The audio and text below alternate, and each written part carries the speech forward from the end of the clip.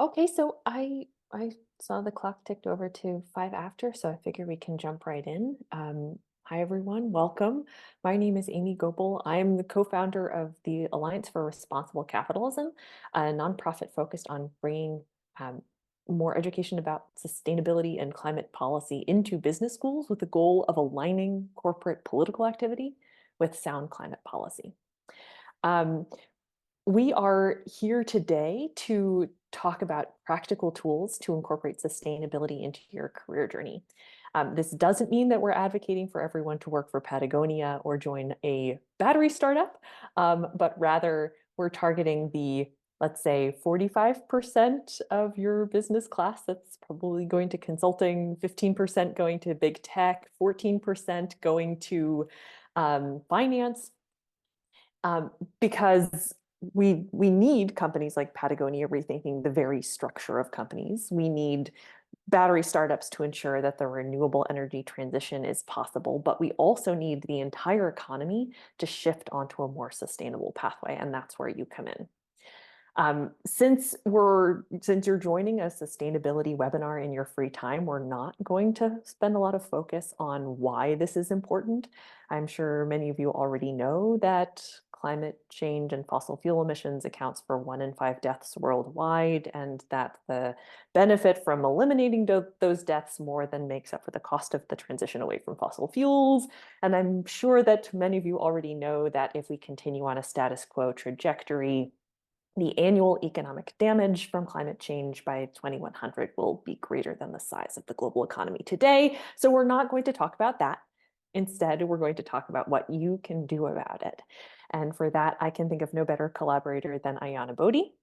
Aiyana is at Project Drawdown, where she works with companies to implement sustainability solutions through the private sector collaboration drawdown labs, and she works directly with employees on embedding sustainability throughout an organization. Aiyana, over to you.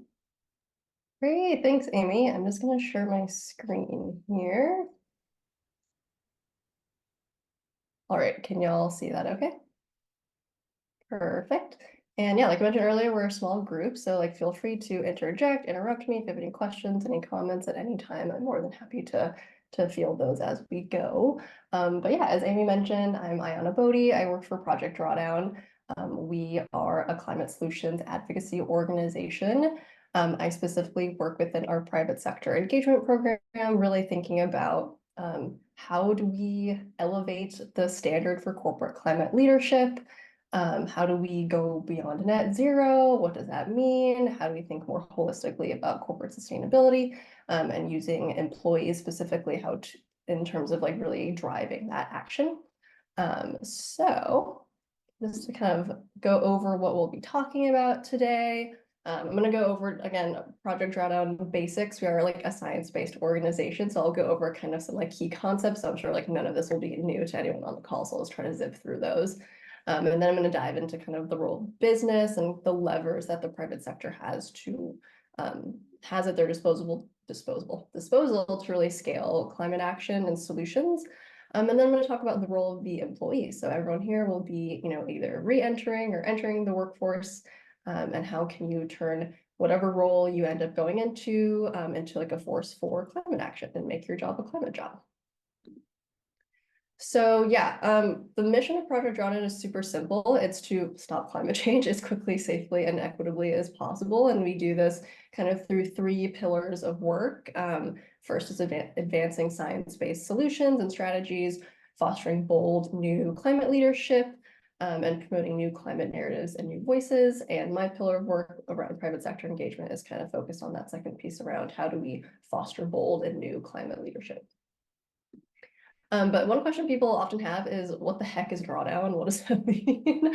And how is it related to stopping the climate crisis? And drawdown really is just a moment in time. We don't really use it as a verb. Actually, we use it as a noun. And it's kind of this moment in time when future levels of greenhouse gases in the atmosphere stop climbing and actually start to steadily decline. And this is kind of the point where we begin the process for stopping further climate change and averting potentially catastrophic warming. And obviously, this is a very critical turning point for the Earth and for people. And we think about the sources and sinks of climate change. Obviously, kind of key to understanding how to solve for climate change. And I just like to show this graphic because, again, I don't think it's probably very new to anybody on this call, but I just think it's a very beautiful graphic. But on the left side, you can kind of see the sources of greenhouse gas emissions. Electricity, food and ag industry are kind of the big three. All of those emissions go into the atmosphere. Our land and ocean sinks actually do a really good job of taking a lot of those carbon emissions out of the atmosphere naturally, but we still have about 60% of emissions that we are spewing into the atmosphere that just stay in the atmosphere and contribute to global warming. And so once we understand the problem, we can start to get an idea of what the solutions are. And so at Project Drawdown, we've cataloged about 100 solutions to the climate crisis.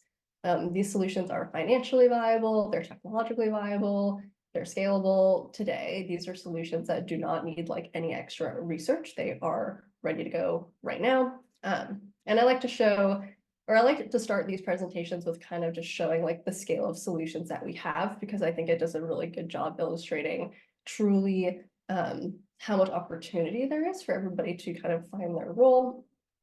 So I'm just going to quickly go through some beautiful photos just to illustrate, again, truly how many solutions we have at our fingertips.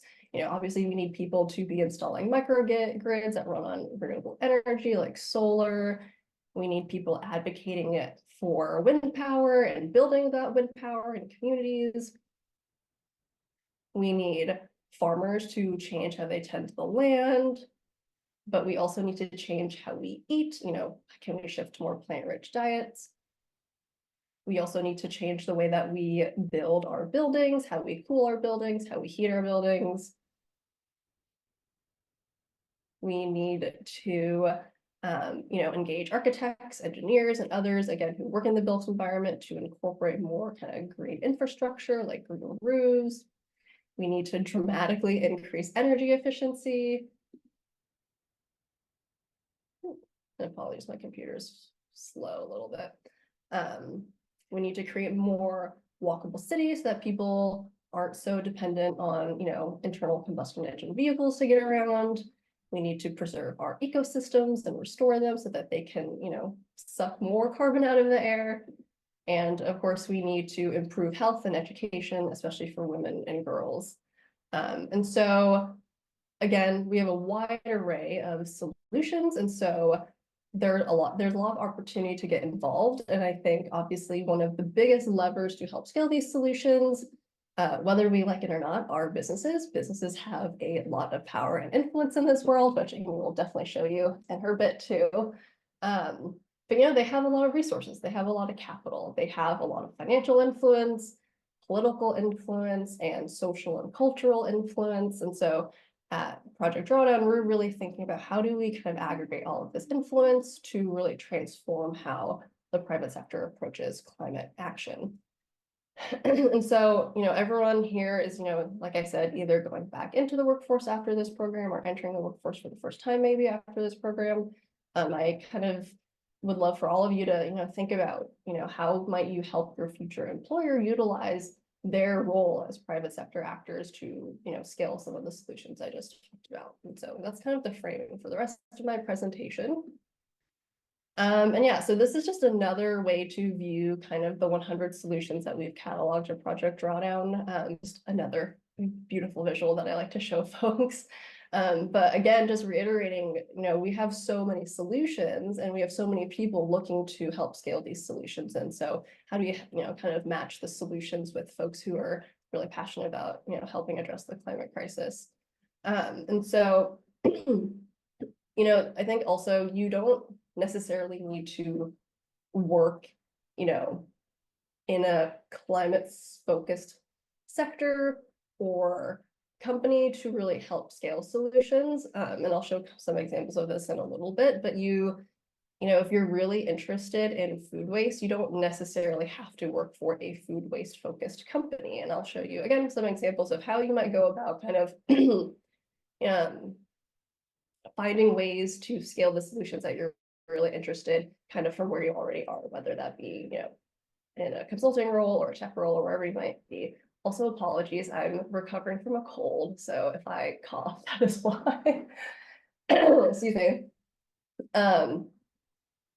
But yeah, I'm gonna in a second dive into kind of how does your role within a business help scale solutions? And I just want to reiterate that you actually have a lot more power than you might think as an employee. And that's because as a future employee at a company, you are a really critical actor within your organization. And your organization is probably a really critical actor within its industry or its sector and society more broadly. And so I think this framing is really helpful because I think oftentimes people see, well, they're like, oh, like I'm just a cog in the machine. How can I make a difference? And the reality is businesses are just people, and you are part of that organization, and your skills and your expertise are within the organization for a reason, and you can utilize those skills and that expertise for climate action. And hopefully, I can show you some ways to do that today. Excuse me. So I kind of went over the solutions to the climate crisis, but that's really just like half of the picture. The solutions are the what, like what do we need to do to address the climate crisis? What are the solutions that we need to scale? But that doesn't really tell us how to scale them. And so that's why it's really important to get into the levers. We really need to start thinking about how to scale solutions. But like I said, it's not enough to know the noun, we need the verb to, kind of get to action. And so that's where the Drawdown Aligned Business Framework comes in. This is a framework that my team and I created a couple of years ago to really think about like what truly is the role and influence of business, of private sector on the climate, and what levers do they actually have at their fingertips to pull for scaling climate solutions, both within their own companies, but kind of in the broader world as a whole. And so, we kind of came up with this like fun checkerboard graphic to illustrate that there's like a lot of levers that companies have to pull and influence climate action. And I'm going to talk through each of them a little bit right now. So I think one thing I like to point out with this graphic is I think a lot of people who are interested in sustainability, their mind immediately goes to how do I help reduce emissions, which obviously we need to do that first and foremost. But there's actually kind of a lot of potentially more indirect ways that you can have a really big impact on climate, especially within a business or organizational context. And that's one thing I really like about this framework is that, the first bucket here, emissions reductions, is the first one you see, but there's 7 other areas that you can potentially have an impact in that also have an impact on reducing emissions. And so I can talk a bit about that in a second. But just to kind of illustrate that point a little bit more, it's not necessarily just about creating a product that is more energy efficient. It's also about educating the public on how to be more energy efficient in their own lives. It's about helping pass policy and regulatory changes that make the broader landscape more conducive to energy efficiency. It's about engaging communities and helping them access critical funding like the Inflation Reduction Act to make their communities more energy efficient. It's about creating business models that just are, by nature, placing more emphasis on being energy efficient. So hopefully that kind of helps illustrate what I mean by going beyond just emissions reductions and going beyond just net zero. So yeah, I'm going to go through each of these buckets really quickly. So the first one is obviously reducing emissions, but a lot of companies these days you'll see, oh, we're going to be net zero by 2040, by 2050, which is great, but there's a lot of other goals that they could be implementing that would have a really big impact. So one, they need to accelerate their goals. I think we can all agree net zero by 2050 isn't necessarily a leading standard anymore. A lot of companies are very focused on carbon removal when the science tells us that that is actually going to be a very small percentage of emissions reductions in the long term. A lot of companies rely on offsetting. A lot of companies don't look at their scope 3 emissions. A lot of companies don't think about climate justice when it comes to reducing emissions. So there's all these other things companies can think about when it comes to reducing their business emissions. The second piece is stakeholder engagement and collaboration. So this is really just about, the employees that companies have, the communities that they work within, their board members, their investors, pretty much any stakeholder a business has. Are they engaging them for climate action? So those are things like engaging employees on sustainability, engaging their board on sustainability, and again, it's supporting local communities that they work within for they themselves to be able to address the climate crisis. The third piece is products, partnerships, and procurement. This is pretty self-explanatory, really focused on, are your products sustainable? Your partnerships, are you in partnerships with fossil fuel companies or other companies that prop up the fossil fuel industry? Are you working with your suppliers so that they're also meeting their own climate goals? Investments and financing is the fourth bucket. This one is probably my favorite bucket, but it's really focused on the fact that a lot of companies have investments, and a lot of those investments are with banks, and these banks put their investments toward fossil fuel projects. And so there's actually, I can put this in the chat later, but there's a great report that just came out called the Carbon Bankroll that actually shows for a lot of companies, especially really big tech companies, the majority of their emissions are actually coming from their indirect financial emissions. Super, super interesting, and something that is not addressed at the scale that it needs to be. Also, a lot of employee 401ks are invested in fossil fuels. And so is the company thinking about their financed emissions? The fifth piece is climate disclosure.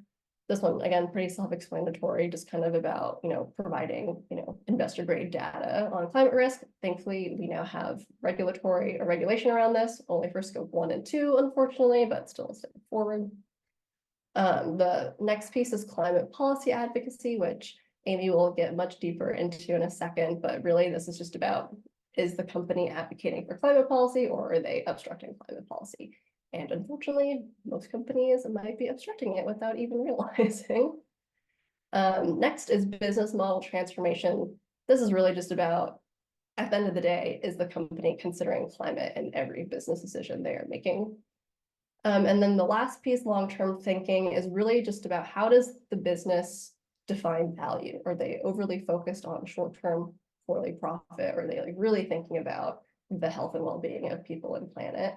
And I'm going to toss it over to Amy for just a second, because I know Amy has some really great insight into fiduciary duty, which often comes up as a barrier that people cite to taking climate and sustainability really, really seriously. But I know Amy's going to do some myth busting right now for us. Yeah, thanks, Aiyana. This is one of my favorite soapboxes these days. It is in the long-term interest of business, obviously, to think in the long term, and it is fully within your rights as a manager to use a long-term lens, i.e., thinking about sustainability when you lead a company. I hear from business students a lot, actually, that they are obligated to maximize short-term returns for shareholders, but let's bust that myth, please. Fiduciary duty includes not only responsibility to shareholders, but also to the company itself.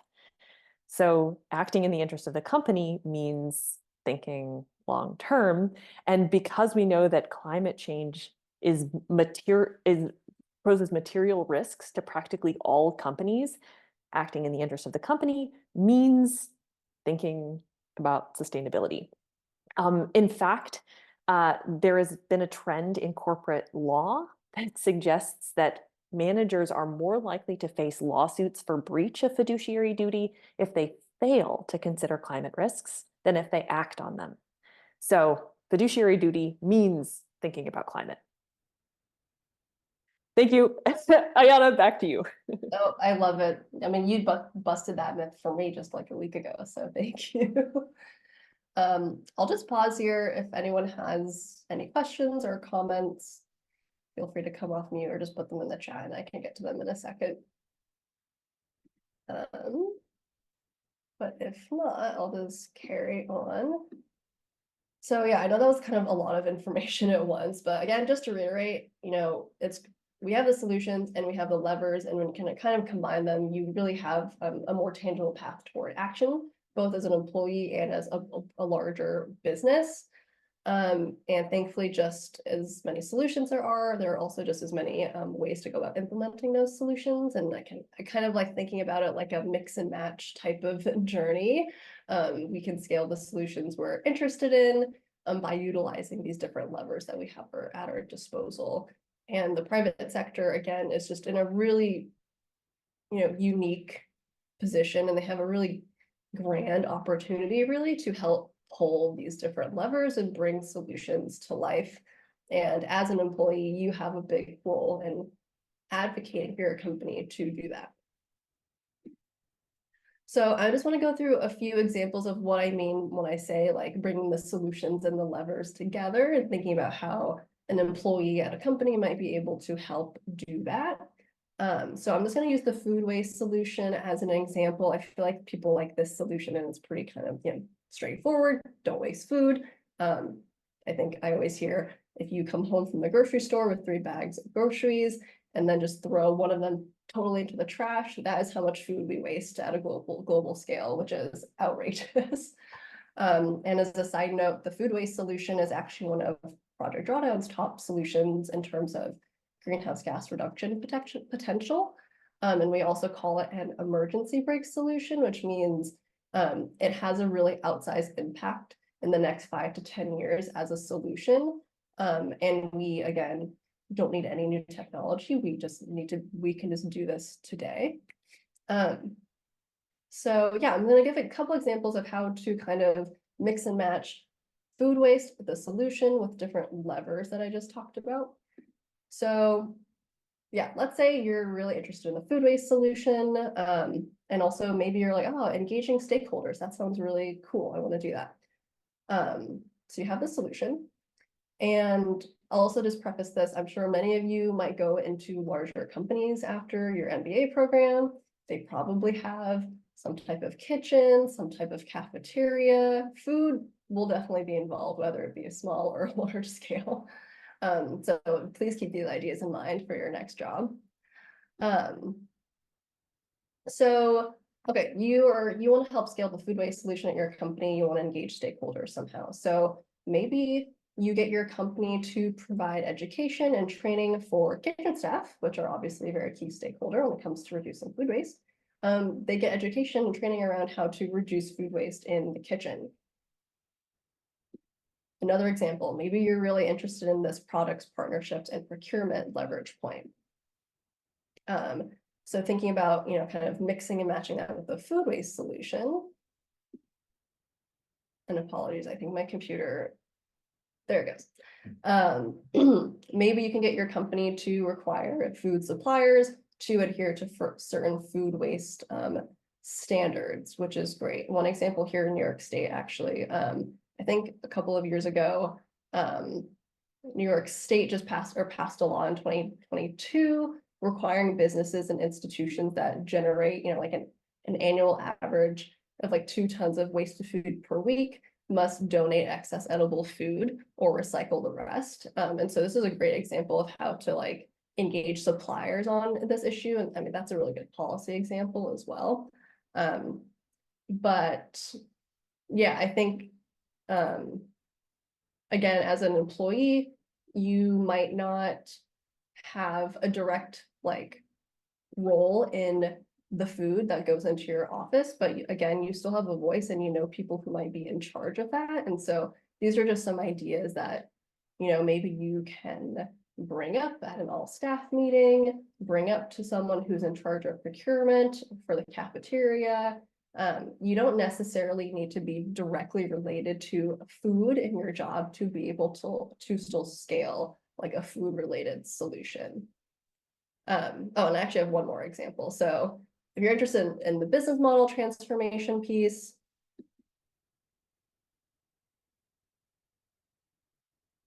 apologies, my computer. There it goes. Maybe you can get your company to start sourcing primarily from like misfit ingredients. I think there's a company called Misfit Foods that does this. Or, sourcing from local farmers to reduce food waste. So yeah, just a couple examples of how to pair the solution with different levers. This is the Drawdown Online Business Framework, just in a nice kind of circular graphic. And I just want to point out, once you kind of expand the lens of how businesses can take climate action, you start to bring in a lot more expertise and a lot more roles that need to be engaged to be able to pull these different levers. And this is really where the power of the employee comes in. So, you need to start bringing in more than just sustainability teams. You need people who work in R&D and IT and strategy and finance and investor relations and legal and regulatory affairs. You need folks who work in sales and marketing, human resources, policy advocacy, and government relations.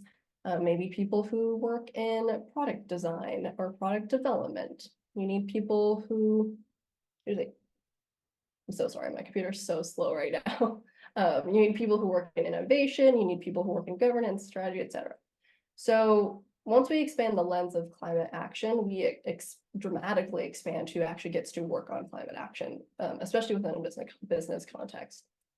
So at Project Drawdown, we actually have these resources called job function action guides that are really just plans and checklists of how people in really common corporate professions can scale climate action in a way that is very related to their role. So we have 10 guides right now, and they cover, pretty common roles that a lot of people might have, like engineering, procurement, marketing, product management, legal, HR, etc.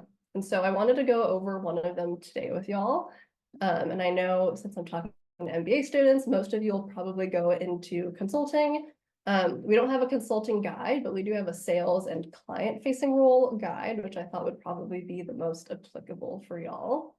And I just want to show some of like the actions that we have on this guide. We kind of organize it based on different topics. So for this one, we talk about pricing and fees, managing sales, engaging your customers and clients, team travel, and fostering dialogue and action. And thankfully, a lot of these ideas are being put into practice in a lot of companies, and I can give a couple of examples. So under pricing and fees, one of the actions is to work with the sustainability team and finance teams to integrate the cost of carbon into your products and services, also known as a carbon fee. One example of a company that does this is Microsoft. I think they've been doing this for a while actually, but they have an internal carbon fee for all of their teams, and that is likely reflected in price.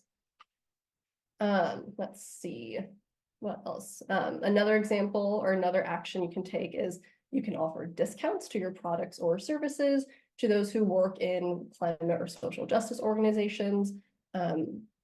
There's a company based out of Minnesota called Asko Finlayson. They're an apparel company.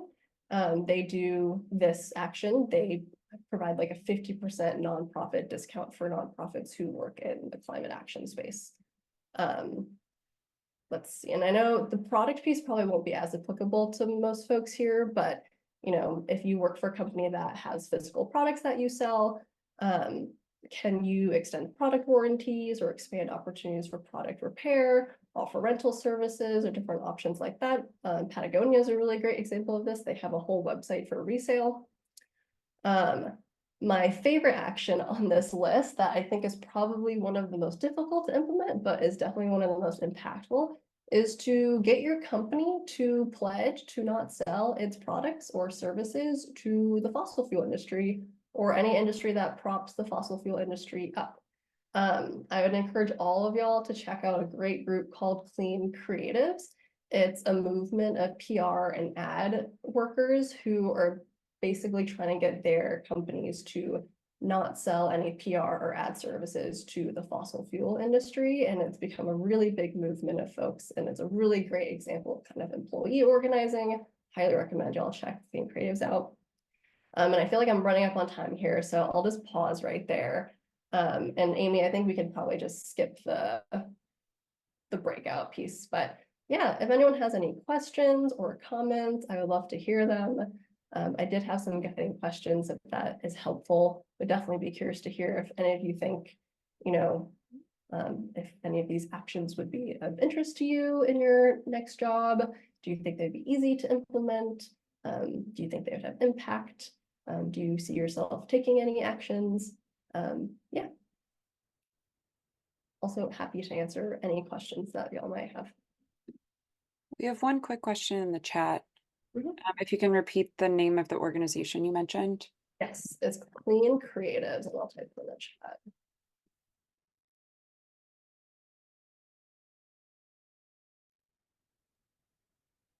Thanks, Aiyana. I also wanted to share some reflections on that last lever that you brought up, which I think is one of the most powerful and one of the most challenging. Because this is something I've thought about, in particular because I know a lot of people who are in consulting or have worked in consulting. For example, my husband, who is ex-BCG, and he went through this a bit of a moral crisis at work as well. The very first project that he was staffed on was improving operational efficiency for a cigarette company, and he's a cancer survivor. So as soon as that project was finished, he went to his partner and said, I'm not going to work on any more cigarette projects. And that was okay. That was a decision. His partner accepted that choice. But the challenge there is the work may still be going on. So that's where trying to set up policies that guide what your employer does comes into play. But we know that this is hard. There was the group of McKinsey employees, 1,100 McKinsey employees signed a letter in 2021 calling for the company to measure the impact of their projects. So this wasn't blacklisting oil and gas companies, but rather saying, let's understand our impact.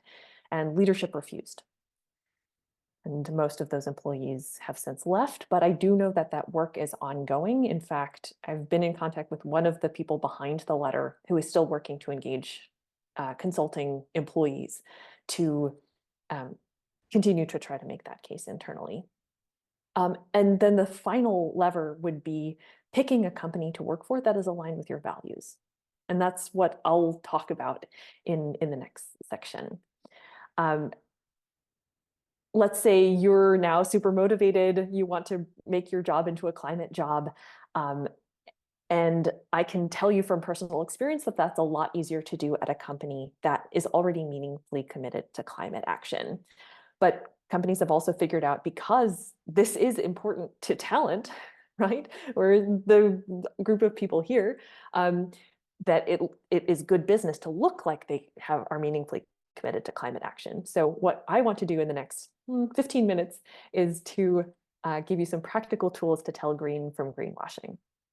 So our goals for today are to introduce you to 4 handy reporting tools so that you can compare companies based on their climate impact, do a bit of a deep dive into the downsides of using intensity-based targets as opposed to absolute, and help you understand how to assess a company's political carbon footprint.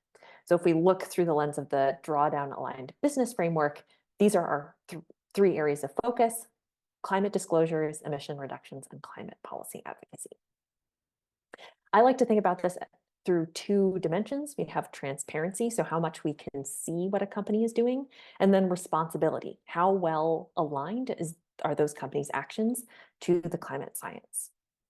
And we apply these then to the domain of emissions and the domain of policy influence, and we get a handy 2x2 matrix because this is a business audience, and that gives us our 4 tools that we'll look into today. But why do we want to place such a strong emphasis on the policy influence side? Reducing emissions internally is critically important, but the business, where is the ROI, right? One of the reasons it's so hard to make the business case is because we don't put a price on pollution. Emissions are an externality, so we're actually incentivizing companies to pollute. So we need new incentives to shift companies towards more sustainable behaviors and away from less sustainable ones. And the only way to do that at the speed and scale required is through policy. But as Aiyana already mentioned, the vast majority of corporate political influence has worked to delay or block action on climate change. And Eileen, I'm glad you're in this call because one of my favorite examples of this is Amazon related to their data centers. Amazon, on the one hand, is the world's #1 largest corporate purchaser of renewable electricity. They have a goal of having 100% renewable energy by 2030, and they're behind the climate pledge, gathering the private sector around a commitment to reach net zero by 2040. On the other hand, they're the reason why this pledge couldn't be turned into a law in Oregon. Oregon has strong incentives for data centers, leading to a massive explosion in data center construction and a corresponding explosion in electricity demand, most of which was fueled by gas and coal.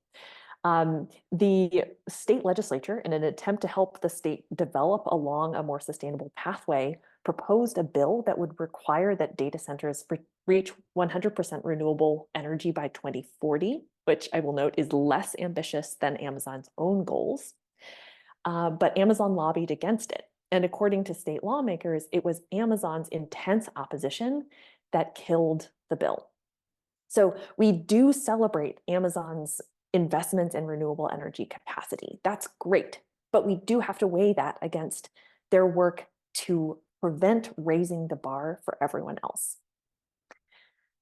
So let's get to know our first tool, CDP, formerly known as the Carbon Disclosure Project, where we'll look at transparency related to emissions. The CDP creates a score based on a survey that companies complete. It started out just focused on carbon emissions, but has since expanded to include forests and water security. There are some sector-specific questions to focus on where emissions come from different sectors, because agriculture is going to be very different from mining, very different from financial sector. It will consider many, many things. It's a very long survey, but we can cluster that into the transparency on emissions, the ambition related to their targets, robustness of auditing and verification, and comprehensiveness of governance related to their emissions. There are two ways that companies can come about this survey. Either they can voluntarily complete it, or CDP might solicit a response. Based on the answers, they will give a score from A to F, where A indicates leadership and best practices within that industry, and F is the CDP requested a response and didn't get one. They have a publicly available database where you can see everything that companies have ever submitted, more data than anyone will want to go through in their lifetime. So I have compiled the results of the responses from the tech companies that have most strongly recruited at Ross. And we see overall, there's a very high degree of transparency in the tech sector. You see A's across the board, the one exception being Amazon, who didn't respond to CDP's request for responses until 2023, when they got a B score, which indicates that they are managing their environmental risks, but not leading. So we take this together with the example of their lobbying against disclosure in Oregon, and we see a picture about Amazon start to emerge. In the tech sector, they're a bit late to the game, and now they want to show climate leadership, but they don't really want to play by other people's rules. They want to set the rules themselves. I mentioned CDP. Also, CDP responses include an element of target setting, which is essentially our responsibility dimension. And the CDP actually gauges a company's level of ambition using our second tool, which is the Science-Based Targets Initiative, or SBTI. This SBTI provides guidelines for companies to set greenhouse gas reduction targets and certifies these as being aligned with either a global goal of reducing warming to 1.5 or 2 degrees C. They also have sector-specific guidelines, and they cover all of the emissions that companies might be responsible for.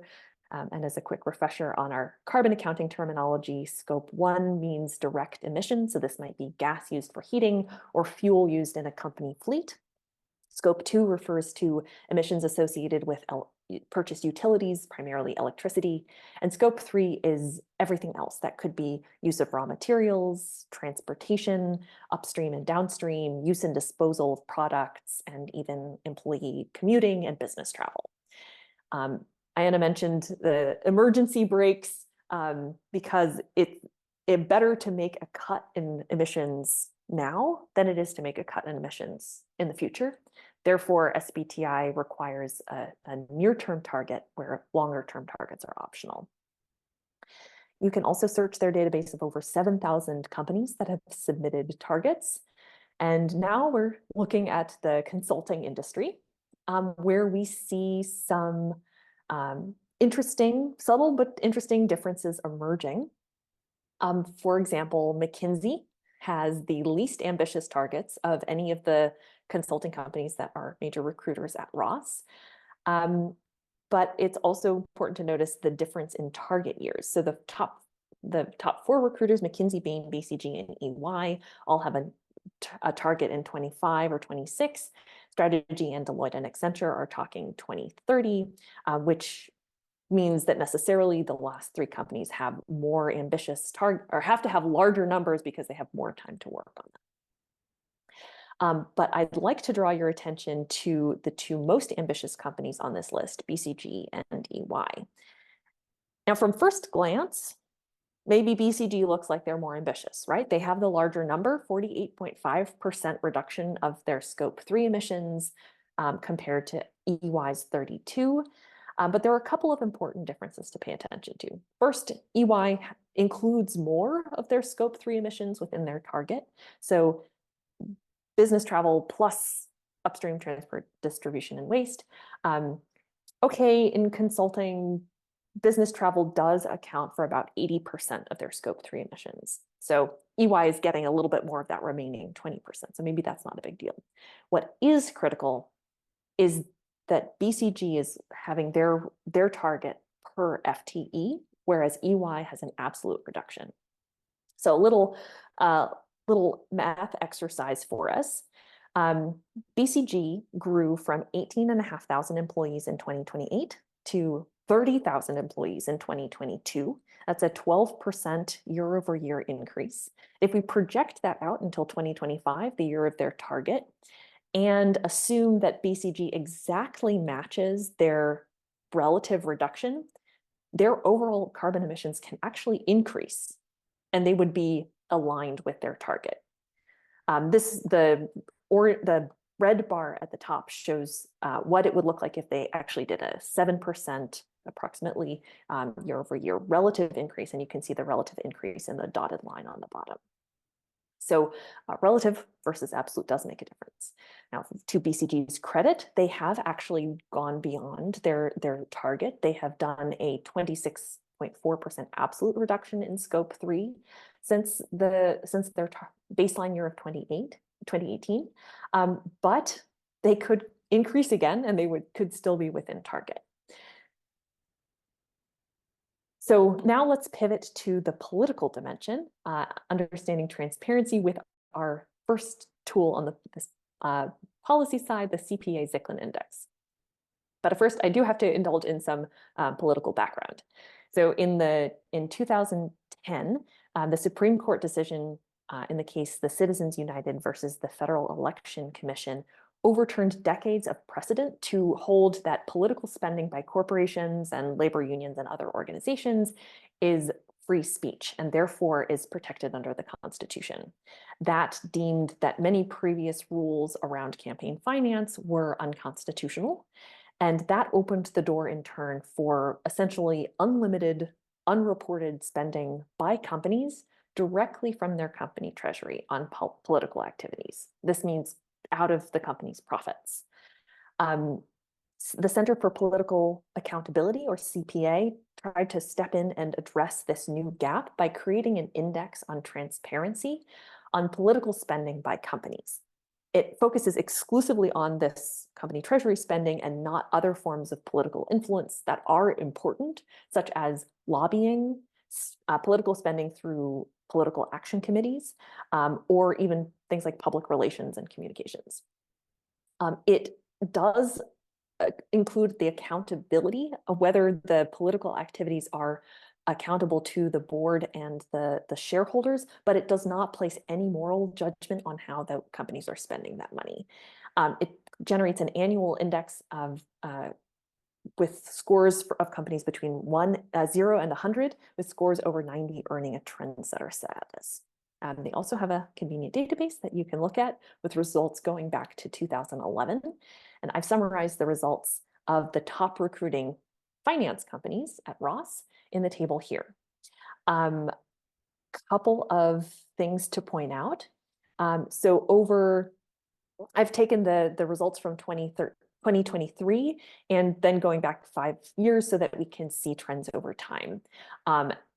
We also want to point out that this database includes complete prohibitions because many banks have placed prohibitions on entire categories of political spending, such as direct, which means donating to political campaigns, independent, so advocating for a political candidate without going through their campaigns, membership dues to trade associations that are used in political activities, spending on ballot initiatives, contributions to 501c4 organizations, which are charitable organizations that are allowed to make political contributions, and 527 groups, which are nonprofit organizations that are inherently political in nature, such as the Democratic Governors Association or the Republican equivalent.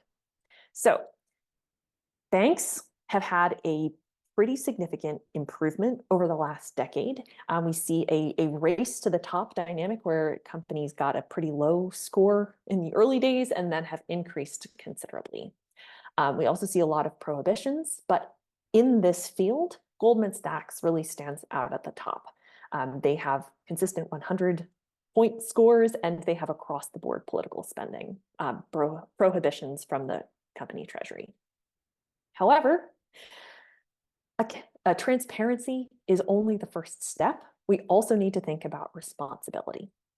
So that brings us to our final tool, Influence Map, which assesses companies on the basis of their political engagement on climate topics.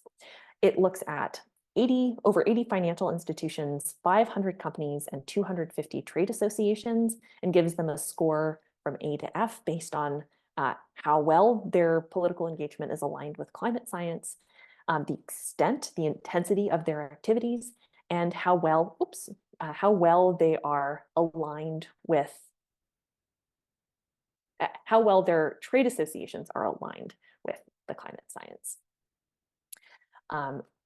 So we're going to stay with banks for this example. So we'll look at the database of financial institutions.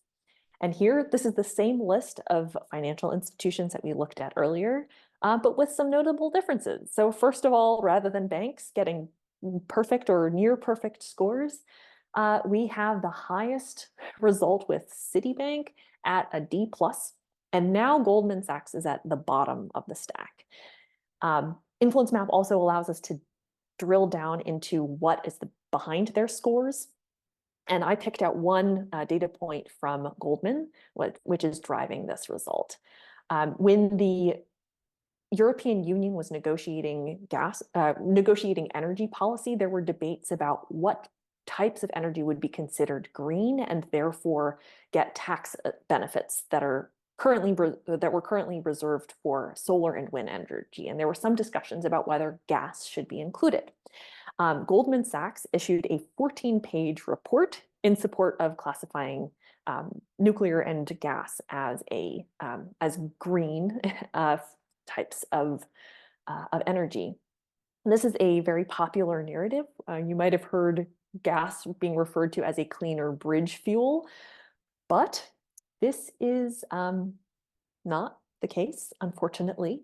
Would be great, but in reality, the lifetime emissions of gas may make it just as bad as coal. In fact, when gas is made of methane, which is a powerful greenhouse gas, trapping 80 times more heat in the atmosphere than carbon dioxide. During gas extraction, transportation, processing, this methane will leak, and that significantly increases the overall life cycle emissions of gas as a fuel source. These graphs show the results of a study that compared gas to coal, where we see the gas emissions in the gray bars over different methane leakage scenarios, and then the colorful lines as coal emissions under different scenarios, different efficiencies of coal mines.